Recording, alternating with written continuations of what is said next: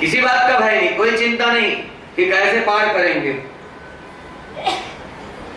लोग कहा करते हैं ना, केवल भगवान को, केवल श्री कृष्ण को भजन पूजने से संसार से कैसे बेड़ा पार होगा, संसार से कैसे तरोगे, सबको भजना पड़ेगा।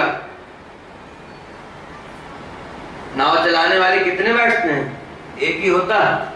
और जिस बड़े जहाज में कई सारे होते हैं चलाने वाले, लेकिन एक कैप्टन होता। संसार के फलों को देने वाले ये सब अन्य देवी देवता गण हैं, लेकिन इन सबको भी देने वाले, इन सब के ऊपर शासन करने वाले कौन हैं? भगवान।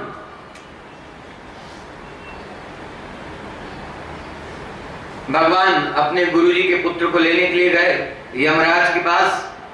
यमराज के पुरी से लाकर के अपने गुरु पुत्र को लौटा दिया। क्या कहा वहां भगवान ने? गुरुपुत्र न्यानीतम निज कर्म निबंधनम। कल आएगा प्रसंग। गुरुपुत्र न्यानीतम निज कर्म निबंधनम आर्यस्व महाराज मच्छासन पुरस्कार। मेरे आदेश से मेरे गुरु जी के पुत्र को लेकर के आओ, वापस करो। यमराज ने हाथ जोड़ करके भगवान के चरणों में साष्टांग प्रणाम करके गुरु जी के पुत्र को सौंप दिया, और भगवान लेकर के आए, अपने गुरु जी को दे दिया। इंद्र के प्रसंग में भी यही है, ब्रह्मा के प्रसंग में भी यही है। इनको अभिमान हुआ, भगवान के पास जब क्षमा याचना करने आए तो भगवान ने ब्रह्मा को समझा करके भेज दिया, और इंद्र को फटकार लगाई भगवान ने, कहा बहुत अभिमानी हो गए हो। तो इन सबके ऊपर शासन करने वाले भगवान ही हैं।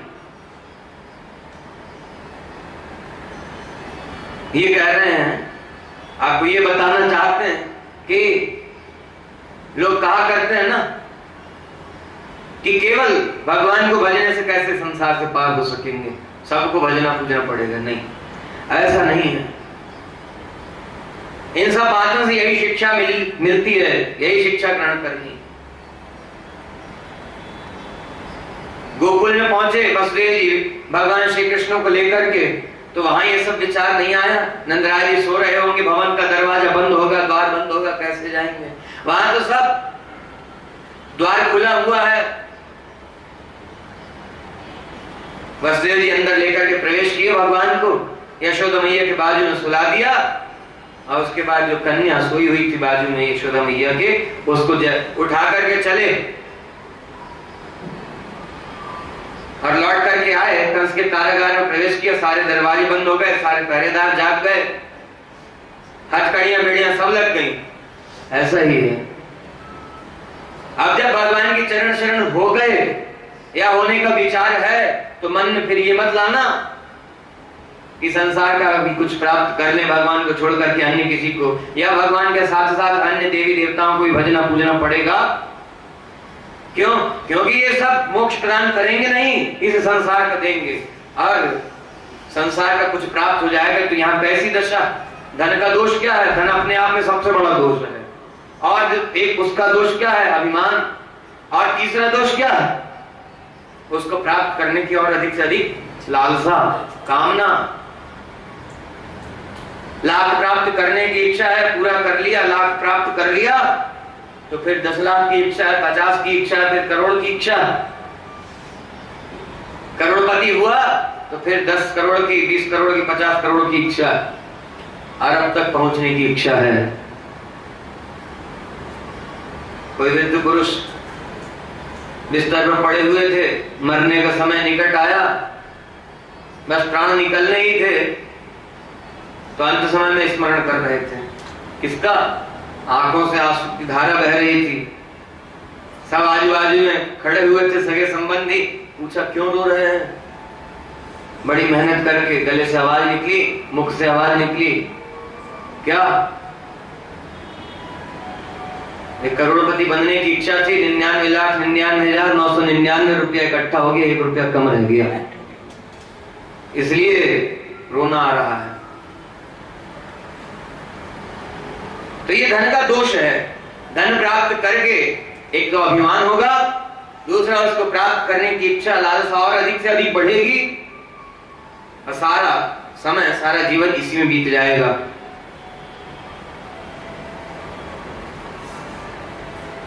सांसारिक भोग को प्राप्त करने में यही है। सांसारिक भोग जो भी प्राप्त करेंगे उसको और अधिक, सांसारिक सुख को और अधिक प्राप्त करने की इच्छा होगी, और प्राप्त हो जाएगा तो अभिमान भी होगा। यही तो माया का बंधन है, ये माया का ही प्रभाव है। वसुदेव जी ने माया को सर पर उठाया तो कारागार में घुसे, सारे दरवाजे बंद हो गए, सारे पहरेदार जाग गए, सारे बंधन लग गए, हथकड़ी बेड़ियां लग गई। महात्मा लोग क्या विचार कर रहे हैं? आज जीव जब भगवान की तरफ चलता है, भगवान की चरण शरण होता है, तो इसके सारे पाप ताप नष्ट हो जाते हैं, तापत्रय छूट जाते हैं, चिताप खत्म हो जाता है, सारे बंधन कट जाते हैं, और भगवान को माथे पर धारण किया, अर्थात भगवान को प्राप्त कर लिया। भगवान की तरफ चलना ही तो है, भगवान की बात मान करके। जैसा भगवान ने बताया वैसा भगवान का अनन्य दास बनिए। लेकिन फिर भगवान का दास बनकर के माया के दास बने तो फिर यही दुर्गति होती है, सारे बंधन लग जाते हैं। भगवान को उपाय मान करके स्वीकार किया, भगवान के चरण शरण हुआ, इस बात को सुनकर के कि भगवान मोक्ष प्रदान करने वाले हैं, और फिर कुछ दुख आया, कुछ संकट आया, किसी ने बहका दिया, भड़का दिया, बुद्धि भ्रमित कर दी, होता है नहीं? क्योंकि जितने प्रकार के लोग हैं, अपने सगे संबंधी, रिश्तेदार, नातेदार और गुरु कहे जाने वाले, वो सब यही बताया करते हैं, ये करो तो ये प्राप्त होगा, ये अनुष्ठान करो ये प्राप्त होगा, ये व्रत करो ये प्राप्त होगा, उसकी आराधना करो ये प्राप्त होगा, है कि नहीं? बोलिए। इसका उत्तर सबको देना पड़ेगा, है ना? और इसीलिए तो सब कुछ करते रहते हैं, सबके धामों में जाते रहते हैं, सबको भजते पूछते रहते हैं, और सबके नाम की एक एक दो दो अंगूठी हर उंगली में पहने रहते हैं। नहीं, नास्तिकता नहीं फैला रहे हैं। जो भगवान का चरणाश्रित दास नहीं है उसको तो ये सब करना पड़ेगा, उसको सब कुछ करना पड़ेगा। लेकिन इसके बदले में फल क्या प्राप्त होगा? जो मिलेगा इस संसार का, और यहीं छूट जाएगा, और साथ साथ दुख भी मिलेगा जो मिल ही रहा है। तो आप कहेंगे क्या तो भगवान के दास को दुख नहीं है? हाँ है, लेकिन भगवान तो सबसे बढ़कर के सुख देने वाले, इसलिए अब किसी दुख की चिंता फिक्र नहीं, ये सब तो रहेगा। एकम तु सदा भाग्य पूर्वाचरित कर्मणा, इसलिए यहां की चिंता नहीं, भगवान की कृपा का भरोसा और कुछ नहीं। अब माया की तरफ बढ़ने का प्रयास मत कीजिए, अब भगवान की तरफ चलिए, और भगवान के चरणों में यदि लगे हैं तो अनन्यता पूर्वक लगिए। कैसी निष्ठा चाहिए? तुलसीदास जी ने बताया, चातक पक्षी जो है उसकी तरह निष्ठा होनी चाहिए। कैसी निष्ठा है चातक पक्षी की? कौन सा जल पीता है? स्वाति नक्षत्र में आकाश से जो जल की बूंद गिरती है उसी को पीता है, उसके अलावा किसी और जल को पीता ही नहीं। चाहे कोई पुण्य नदी का जल हो, समुद्र का जल हो, कहीं का भी हो, उस जल को पीता ही नहीं। ऐसी निष्ठा चाहिए। कैसी? लिखा, बध्यो बधिक पर्यो पुण्य जल, ऊपर उठाई चोंच। बध्यो बधिक, एक चातक पक्षी गंगा नदी के ऊपर से उड़ करके जा रहा था, एक शिकारी ने बाण मारा, गंगा जी के जल में गिरा। बध्यो बधिक पर्यो पुण्य जल, गंगा जी के जल में गिरा, ऊपर उठाई चोंच, चोंच ऊपर उठाई, प्यासा। स्वाति नक्षत्र में जल कितनी बार बरसता है? साल भर में कितनी बार बरसता है स्वाति नक्षत्र में? वर्षा ऋतु में जब स्वाति नक्षत्र आता है तब स्वाति नक्षत्र में जल गिरता है, आकाश से उसी को पीता है। ऐसी निष्ठा है उसका, जो नियम है अपने नियम के प्रति एक निष्ठा है, उसके अलावा कोई जल नहीं पीना उसको। बध्यो बधिक पर्यो पुण्य जल, ऊपर उठाई चोंच। तुलसी चाटक कह मत, क्या कहा, बिना स्वाति समझू। समुद्र का जल भी है, नदी का जल भी है, सरोवर का जल भी है, और गिरा कहां है? गंगा नदी के जल में। गंगा नदी के जल में गिरा, उसके बाद भी उस जल को नहीं पिया। क्या किया? चोंच ऊपर उठाई।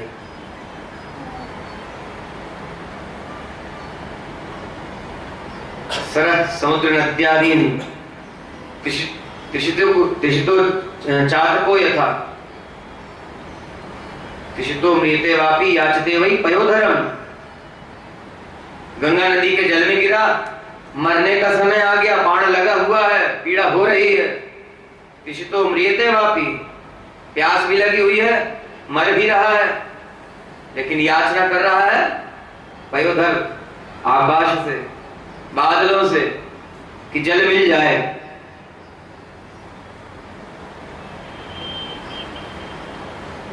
ऊपर चोंच उठाई। क्यों? क्योंकि यह निष्ठा रूपी पीतांबर जो है, चातक पक्षी का स्वाति नक्षत्र में गिरने वाला जो आकाश से जल है, उसके प्रति जो निष्ठा है, उस निष्ठा रूपी पीतांबर में खोज न लग जाए, इसलिए ऊपर चोंच उठाई। गंगा जी का जल नहीं पिया, पुण्य जल में गिरा, लेकिन उस जल को नहीं पिया। ऐसी निष्ठा होनी चाहिए, मरने तक की स्थिति हो, कुछ भी होता हो, कैसा भी संकट आ जाए, कैसा भी दुख आ जाए, मरने तक की नौबत आ जाए, लेकिन भगवान को छोड़ करके अन्य किसी से कुछ मांगना नहीं, भगवान से भी कुछ मांगना नहीं। क्यों? भगवान के चरण शरण हो गया और मर रहा है, तब तो सबसे बढ़कर के सुख मिलने वाला। या कोई भी संकट आवे, कोई भी दुख आवे, विचलित नहीं होना, अपने मार्ग से भटकना नहीं, अपने मार्ग को छोड़ना नहीं। जैसा गुरु ने बताया, जैसा भगवान ने आदेश किया है, वैसा बन करके रहना।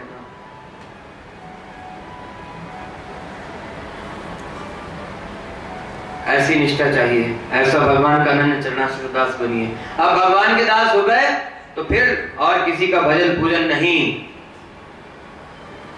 सुखदेव जी कह रहे थे, परीक्षित, वसुदेव जी उस कन्या को लेकर के आए, सारे दरवाजे बंद हो गए, हथकड़ी बेड़ियां लग गई, ताले लग गए, और सारे जो पहरेदार सब उठ करके खड़े हो गए। कन्या बड़ी जोर जोर से रोने लगी। जैसे ही अंदर लेकर के प्रवेश किया, कन्या रोने लगी। सारे पहरेदार उठ करके खड़े हुए, साथ संभाल की, सब अस्त व्यस्त हो गए थे, गिरे पड़े थे, सो रहे थे बिल्कुल ऐसी निद्रा में, ऐसी नींद में कि कुछ होश ही नहीं, कुछ मालूम ही नहीं हो रहा। वसुदेव जी चले भी गए, लौट करके आ भी गए, कुछ मालूम नहीं क्या किया। जब रोई तब उठ करके सावधान हुए, सब अपने वस्त्र आभूषण श्रृंगार इत्यादि ठीक किए। क्यों? महाराज कंस देखेंगे ऐसे अस्त व्यस्त अवस्था में तो मालूम हो जाएगा कि पहरेदारी में कहीं कुछ लापरवाही हुई है। सब ठीक ठाक किया और पहुंचे, जाकर के समाचार दिया कन्या हुई है। और कंस की स्थिति क्या थी? दिन रात हर क्षण प्रतिक्षण भगवान का स्मरण कर रहा है, भगवान का स्मरण कर तो रहा है, किसी भी स्थिति में भगवान का स्मरण कर रहा है। ऐसी बुद्धि शुद्ध कैसे हो गई? क्यों? क्योंकि अब ये बात मालूम है कि वो विष्णु जो है वह हमारा शत्रु, तो स्मरण किसका कर रहा है? विष्णु का। भगवान के स्मरण से बुद्धि इतनी तो निर्मल हो गई कि भगवान का ही ध्यान कर रहा है, किसी भी भाव से करे। महात्माओं ने कितने सुंदर सुंदर विचार रखे। आया भागता हुआ, देखा कन्या सोई हुई थी, उसको जैसे ही उठाया, देवकी जी ने रोका कि भैया ये तो कन्या है। अरे कन्या से आपको क्या भय? कुछ नहीं सुना, जैसे ही उठा करके पत्थर पर पटक करके मारने चला, वह कन्या योग माया हाथ से छूट करके आकाश में अष्टभुजी देवी के रूप में प्रकट हुई और कहा, मूर्ख, मुझे कैसे मारे? मुझे मार करके क्या प्राप्त करेगा? तुझे मारने वाला तो कहीं और जन्म ले चुका है और वहीं लुप्त हो गई। अब बड़ी घबराहट हुई। सुखदेव जी कह रहे परीक्षित लौट करके आया, अपने सभासदों के साथ बैठा, विचार विमर्श हुआ क्या करना चाहिए। तो सब व्यक्ति को वही अच्छा लगता है जो अपनी तरह बात करने वाला, जो अपनी तरह बुद्धि विचार वाला। ऐसे लोगों का ही संग साथ सुहाता है ना, अच्छे लोगों का संग साथ नहीं सुहाता। ऐसा ही है ना। इसके सारे सभासद कैसे थे? ये जितना दुष्ट था उससे कहीं ज्यादा दुष्ट ये सब थे। क्या कहा? कहा तो आप चिंता क्यों करते हैं? ये अभी इन बालकों को मारने का विचार रखता था, और इसके सभासदों ने, इसके सचिवों ने, मंत्रियों ने कहा कि आप चिंता क्यों करते हैं? 10 दिन से लेकर के जितने बालक उत्पन्न हुए सबको मार डालेंगे, उसी में आपका शत्रु बालक जो उत्पन्न हुआ है वो भी मर जाएगा। सुखदेव जी कह रहे हैं परीक्षित, ऐसा ही है, जिसकी जैसी बुद्धि होती है वैसे ही बुद्धि वाला व्यक्ति उसको अच्छा लगता है। कहा ठीक है, ये तो उत्तम विचार है। सबसे पहले पूतना ने कहा महाराज आपका यह कार्य करने के लिए मैं जाऊंगी। कहा ठीक है। पूतना आई, यह भी, इसका काम क्या था? सारे बच्चों को मारने के लिए चली थी, और इसका स्वभाव ही ऐसा था, बच्चों को मारती ही रहती थी। लेकिन अभी चली तो सुखदेव जी कह रहे हैं सीधे भगवान के पास ही पहुंची, नंदराय जी के भवन में। खूब उत्सव मनाया था, खूब प्रसन्न थे सब। नंदराय जी वार्षिक कर चुकाने के लिए मथुरा में आए हुए थे कंस के यहाँ पर, और इधर ये योजना बन गई थी कि अब 10 दिन से लेकर के जितने बच्चे पैदा हुए सबको मार डालेंगे। भगवान का स्मरण तो है सबको, अब भगवान की तरफ चल रही है तो बुद्धि में थोड़ी शुद्धता आ गई, बुद्धि थोड़ी सी निर्मल होगी, और किसी बच्चे को नहीं मारा, सीधे पहुंची कहां? जहां भगवान विराजे हुए, वहां पहुंच गई, अपने स्तनों में हलाल विष लगाया और गोकुल में पहुंची। सुंदर राजकुमारी का स्वरूप बना करके, 16 वर्ष की राजकुमारी है, ऐसा स्वरूप बना करके पहुंची। माया भी है, स्वरूप बदलने में सक्षम है, निपुण है, ऐसा स्वरूप बना करके पहुंची। और यहाँ गोकुल में क्या स्थिति है? नंदराय जी के भवन में रोज पहले से ज्यादा भीड़ लगी रहती, रोज आना जाना ग्वालिनियों का लगा हुआ है। क्यों? नंदराय जी के जब से लाला हुआ है तब से और कुछ ध्यान ही नहीं। जब याद आ जाए नंदराय जी का लाला, यशोदा जी का लाला, जब याद आ जाए तब पहुंच जाए दर्शन करने। उस मार्ग से निकल रहे, चलो पहले नंदराय जी के लाला का दर्शन कर लें फिर चलेंगे। सबकी ऐसी स्थिति है। और गोपियां, ग्वालिनियां अपने घर का सारा कामकाज पूरा करके अभी जैसा काम करती थी वो तो ठीक है, लेकिन जब से नंदराय जी के लाला हुआ तब से सारे कामकाज जल्दी निपटा करके, खत्म करके, समाप्त करके, घर के काम को पूरा करके पहुंच जाती हैं नंदरानी जी के पास, और नंदरानी जी के साथ उनके यहाँ की सेवा किया करती हैं, लाला को खूब लाड़ दुलार किया करती हैं, लाला का दर्शन किया करती हैं। तो इस तरह से वो ग्वालिनियों का आना जाना लगा रहता है, और प्रतिदिन उत्सव का क्रम चल रहा है, कभी कोई उत्सव, कभी कोई उत्सव, कभी कोई उत्सव। लाला की हर एक क्रीड़ा, हर एक लीला का तो उत्सव मना रहे हैं। लाला ने आंख खोली तो उत्सव मना रहे हैं, लाला ने हाथ पैर डुलाए तो उत्सव मना रहे हैं, करवट बदली तो उत्सव मना रहे हैं, लाला खिलखिला के हंस दिए तो उत्सव मनाया, लाला जिस दिन मंद मंद मुस्कुरा दी उस दिन उत्सव मनाया। हर दिन कोई ना कोई उत्सव चल रहा है, और ये गोप ग्वालिनियों का आने जाने का चक्कर लगा हुआ। ये पहुंची सीधे जहां भगवान विराजे हुए नंदराय जी की भवन पहुंची। यशोदा मैया ने दूध पिलाकर के लाला को सजा करके सुला दिया था, पलने में लाला लेटे हुए, और ये पूतना जैसे ही पहुंची वहां, भगवान को मालूम हुआ पूतना आ रही है, भगवान ने अपने नेत्र बंद कर लिए। क्यों?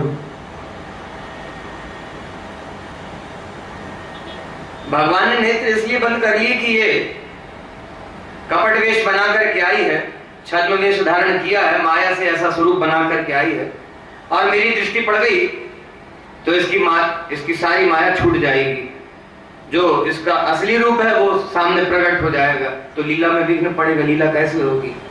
और फिर भगवान ने प्रण किया हुआ है, वह प्रण कैसे पूरा करेंगे? क्यों? राक्षसी के वेश में आगे सब घबरा जाएंगे, लाला को उठा लेंगे, उठा करके ले जाकर के अंदर सुरक्षित करना चाहेंगे, तो क्या करें?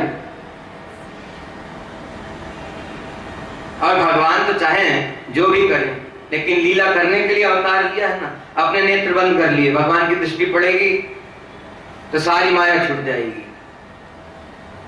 यहां भी भगवान ने याद दिलाया है कि मैं जिसका कल्याण करना चाहता हूं उसका सब कुछ हर लेता हूं। और यहां भगवान कल्याण ही करेंगे इसका। तो कल्याण कैसे करना है? यदि नेत्र भगवान के खुले रहे, कृपा दृष्टि पड़ गई इसके ऊपर, तो फिर लीला नहीं हो पाएगी। इसका मनोरथ भगवान को पूरा करना है तो कैसे होगा? महात्माओं के भाव हैं और इसका मनोरथ था दूध पिलाना है, और ये मायामय रूप यदि छूट गया तो फिर दूध भी नहीं पिला सकेगी। क्यों? जब भगवान ने वामन अवतार धारण किया था और राजा बलि के दरबार में पहुंचे भिक्षा मांगने के लिए, तो राजा बलि की पुत्री थी। भगवान के वामन स्वरूप को देखकर के मन में भाव आ गया, इतना सुंदर बालक है, ऐसा सुंदर बालक आज तक देखा नहीं, बड़ा सुकुमार सुकोमल, वात्सल्य भाव जागृत हो गया मन में, दूध पिलाने योग्य बालक है। भगवान ने मन से इसकी इच्छा का अनुमोदन किया, कहा तुम्हारा मनोरथ अवश्य पूरा करेंगे। और भगवान ने जैसे ही वामन से त्रिविक्रम रूप धारण किया, तुरंत भाव बदल गया, कहा तो मार डालने योग्य बालक है, बड़ा दुष्ट है। भगवान ने कहा ठीक है, ये भी प्रयास करके देख ले। वही इसलिए भगवान ने यहां नेत्र बंद कर लिए। क्यों? इसका एक मनोरथ तो है ना कि भगवान को दूध पिलाना है, वो कैसे पूरा होगा? और एक बात और भी है, मन में क्या मनोरथ था? बुद्धि शुद्ध जरूर हो गई, लेकिन विचार क्या लेकर के चली थी? जितने बालक उत्पन्न हुए सबको मार डालेंगे। तो ये जितने बालक उत्पन्न हुए हैं ये तो सब भगवान के ग्वाल सखा हैं, मित्र हैं, भगवान की लीला में सहयोगी हैं, सब भगवान के दास हैं। तो क्या कर रहे हैं भगवान?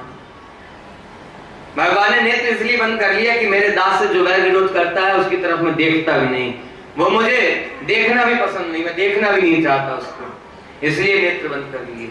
इस तरह के भाव हैं भगवान की लीलाओं में। आई कृष्ण कन्हैया को उठाया गोद में, दर्शन करके बड़ी आनंदित हुई,